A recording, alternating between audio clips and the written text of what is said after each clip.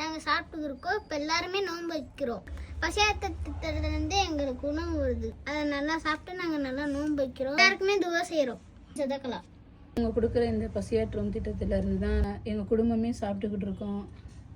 நாங்கள் அதுக்காண்டி துவா பண்ணுறோம். மேலே இவங்க எல்லாத்துக்கும் இந்த மாதிரி உதவி செய்யணும்னு. இந்த மாதிரி இல்லாதவங்களுக்கு நிறைய பேத்துக்கு உதவி செய்கிறாங்க.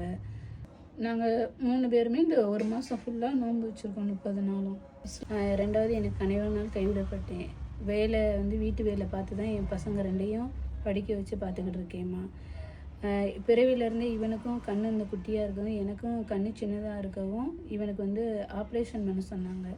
அந்த 40,000 எனக்கு அந்த வசதி இல்லாதனால இவனுக்கு பண்ணவே இல்லை. தம்பிக்கு அதனால் இப்போதைக்கு என்னால் ஆப்ரேஷன் பண்ண முடியாதுன்னு அங்கே ஹாஸ்பிட்டலே சொல்லிட்டேன்.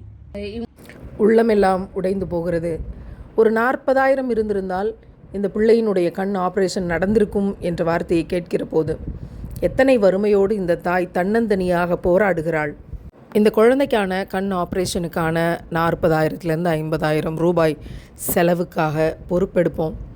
இந்த தாய் தன்னந்தனியாக நின்று இந்த பிள்ளைகளை கூலி வேலை செய்து வீட்டு வேலை செய்து வாழ வைத்து கொண்டிருக்கிறார்கள்.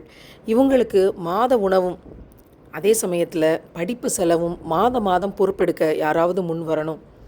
ஒரே அறைதான், அது மட்டும்தான் வீடு, சொல்லிக்கிறதுக்கு யாரும் இல்லை, எதுவும் இல்லை. நாம் இருக்கிறோம் என்று இவர்களுக்கு உறக்கச் சொல்லுவோம்.